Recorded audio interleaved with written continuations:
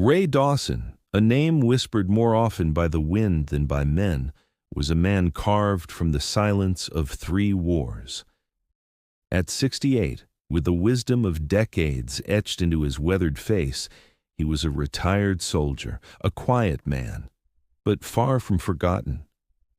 Every morning, with the first light, he would sit on his porch, a sentinel observing the world. On his feet were the same boots he'd worn during his final tour, scuffed and worn, not for comfort, but for memory, for discipline, for the soldier he once was and, in his heart, still remained. His neighbors, caught in the rapid currents of their own lives, saw only an old man, slow, silent, watching from his porch.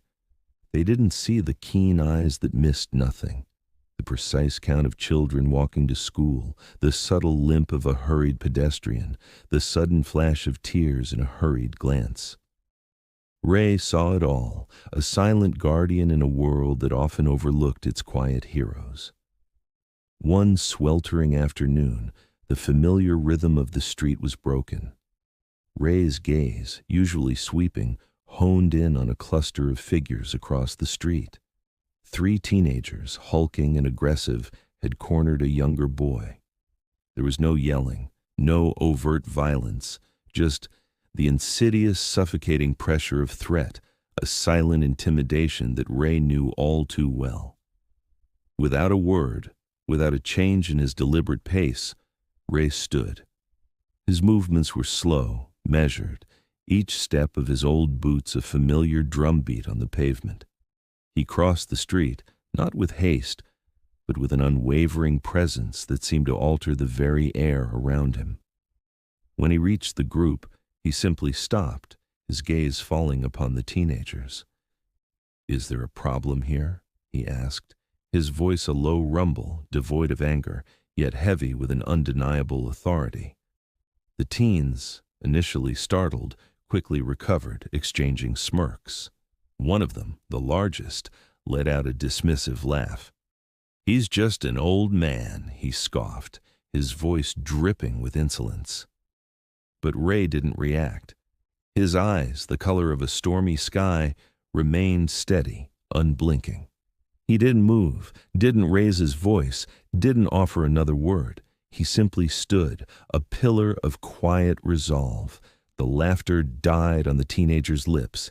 They felt it then, not the raw sting of fear, but something far more profound. It was an ancient force, a quiet strength that emanated from this seemingly frail old man. It was respect, an involuntary acknowledgement of something older, stronger, a silent power that transcended their youthful arrogance. One by one, without a single word, the teenagers turned and walked away, their bravado deflating with each step. The silence that followed was heavy, pregnant with the unspoken. Ray then knelt beside the younger boy, his weathered hand resting gently on the child's shoulder. "You all right, son?" he asked, his voice softer now, concern replacing the earlier steel. The boy, his eyes wide with a mixture of confusion and awe, simply nodded, still processing the inexplicable shift in dynamics. He didn't fully grasp what had just transpired, but he knew, with the certainty of a child, that he had been protected. Ray stood again, his knees creaking slightly with the effort, and turned, walking back to his porch with the same deliberate pace, the same old boots marking his path.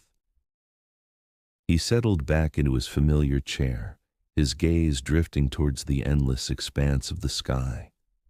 A slight breeze ruffled his thin white hair. There was no smile on his lips, no outward display of triumph, but deep within, in the quiet chambers of his soldier's heart, he knew. Even when the war ends, a soldier's duty never does. It simply transforms, finding new battlefields in the quiet corners of everyday life, protecting the innocent, standing against the shadows, forever vigilant. And Ray Dawson, the unseen guardian, knew his mission continued, one quiet act of protection at a time.